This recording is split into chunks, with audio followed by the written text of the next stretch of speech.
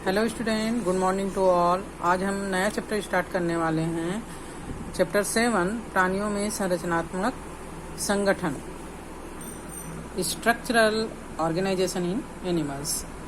तो जो संरचनात्मक संगठन, प्राणी के संरचनात्मक संगठन है, इसके अंतर्गत हम देखते हैं कि हमने वर्गीकरण वाले अध्याय में बहुत सारे जीवों का अध्ययन किया था, जिसमें से हमने एक कोशिकीय जीव जैसे कि अमीबा, पैरामीशियम, यूग्लिना इत्यादि से लेकर बहुकोशिकीय जीव जिसमें कि पोरीफेरा में स्पंज, हाइड्रा, अन्य जीव जंतु, स्टारफिश, स्नैक्स, बर्ड्स और ह्यूमन बींग्स, इन सभी जीवों का हमने अध्ययन किया। हमने देखा कि जो एक कोशिकीय प्राणी है जैसे अमीबा, पैरामीशियम, इनमें जीवन की सारी जैविक क्रियाएं, चाहे वो पाचन हो, श्वसन हो, रिप्रोडक्शन हो, उत्सर्जन हो, सभी जो क्रियाएं हैं वो एक ही कोशिका के अंदर संपन्न हो जाता है। इस प्रकार उनकी जैविक क्रियाएं भी सरल होती है और उनके शरीर का जो संगठन स्तर है, संरचनात्मक संगठन स्तर है, वो भी बहुत ही सरल प्रकार का होता है। लेकिन जैसे जैसे प्राणी जटिल होते जाता है तो इनमें जीवन की जैविक क्रियाओं को करने के लिए जटिल अंग और जटिल अंग तंत्र का निर्माण होते जाता है। फॉर एग्जाम्पल के लिए जैसे पाचन करना है, भोजन ग्रहण करने के लिए अलग अंग, भोजन का पाचन करने के लिए अलग अंग, ये सारे अंग मिलकर पाचन अंग बनाते हैं। श्वसन के लिए अलग वायुमंडल से गैसों का आदान प्रदान के लिए एक अलग अंग, और फिर बॉडी में पहुंचाने के लिए एक अलग अंग होता है। इस प्रकार श्वसन तंत्र का निर्माण करते हैं। इस प्रकार जैसे जैसे प्राणी के शरीर की संरचना जटिल होती जाती है, इनमें जैविक क्रियाएं भी जटिल होती जाती है, और इनको संपन्न करने के लिए जो कोशिकाएं हैं वो मिलकर समूह बनाकर ऊतक का निर्माण कर देती है, टिश्यू का निर्माण कर देती है। ये टिश्यूज मिलकर अंग का निर्माण कर देते हैं, ये अंग सारे मिलकर अंग तंत्र का निर्माण कर देते हैं, और अंग तंत्र मिलकर किसी भी जीव के शरीर का निर्माण करते हैं। इस प्रकार सरल प्राणी हाइड्रा का शरीर विभिन्न प्रकार की कोशिकाओं से बना हुआ होता है। अगर हम बहुकोशिकीय जीवों में देखें तो पोरीफेरा में स्पंज है, जिसमें कि केवल कुछ सिंपल प्रकार की कोशिकाओं से होता है, उसकी जैविक क्रिया सरल होती है। इसके बाद उसे जटिल प्राणी हम हाइड्रा की बात करें तो यहाँ पर अब इसमें बाहर का जो वातावरण है उसका स्पर्श की अनुभूति इसमें होने लगती है, तो इसके जो कोशिकाएं हैं, इसका जो संगठन स्तर है वो थोड़ा सा पोरीफेरा से जटिल हो जाता है। और इस प्रकार धीरे धीरे प्राणी की संरचना में जटिलता आती जाती है, और अंत में अगर हम मैमल्स के बारे में बात करें, स्तनधारी प्राणियों के बारे में, तो ये सबसे विकसित प्राणी हैं इस पृथ्वी के, और उनमें जो अंग और अंग तंत्र होते हैं विभिन्न क्रियाओं को करने के लिए, वो बहुत ही ज्यादा जटिल टाइप के होते हैं। ठीक है, तो अनेकों मतलब यहाँ पर सभी जटिल प्राणियों का शरीर जो है, अगर हम देखें बेसिकली अगर देखें तो अभी हमने जैसे अंग और अंग तंत्र की बात किया, इसमें कोई भी एक कार्य को करने के लिए कोशिकाओं का, एक ही प्रकार की कोशिकाओं का समूह या अलग अलग प्रकार की कोशिकाओं का समूह बन जाता है और उस कार्य को का संपादन करता है, तब इन कोशिकाओं के समूह को ऊतक कहा जाता है।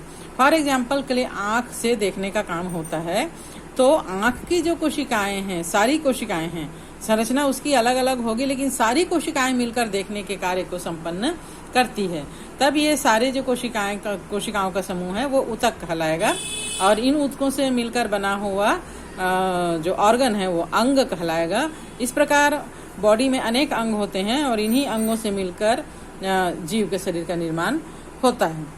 और लेकिन अगर हम संरचना की बात करें तो सारे प्राणियों का शरीर बेसिकली 4 प्रकार के कोशिकाओं या मूलभूत ऊतकों से ही मिलकर बना होता है, और ये सभी ऊतक जो है वो एक विशेष अनुपात और प्रतिशत में संगठित होते हैं और अंगों का निर्माण करते हैं।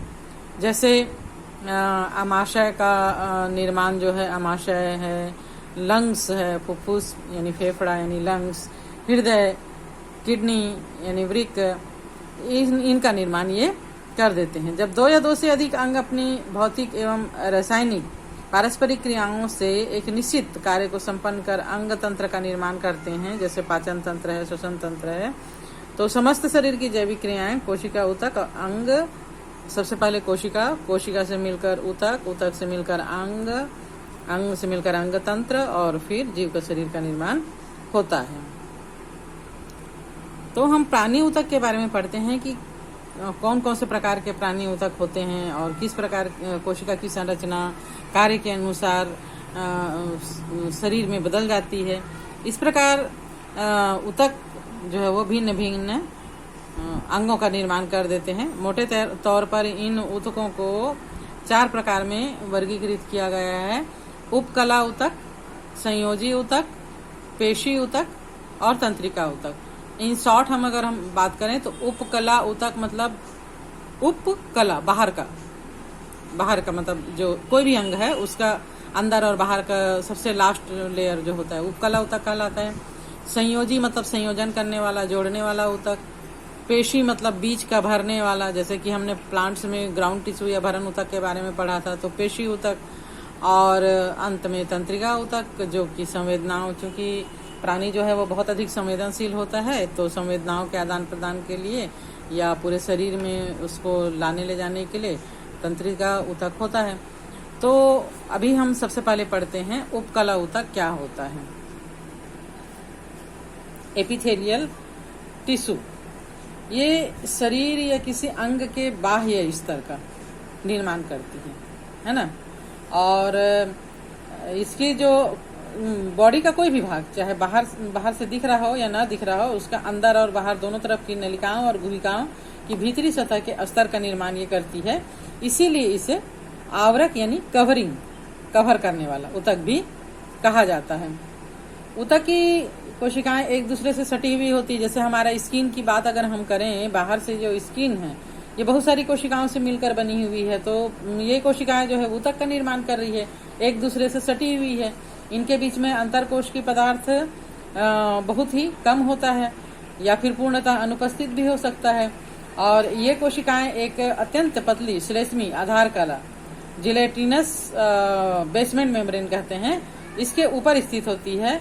और ये कोशिकाएं परस्पर दृढ़ता पूर्वक एक दूसरे से जुड़ी हुई होती है। जैसे यहाँ पर हम देख पा रहे हैं शल्की उपकला ऊतक, घनाकार कोशिका, लंबी कोशिका, इस प्रकार की कोशिकाएं जो है उपकला ऊतक में पाया जाता है।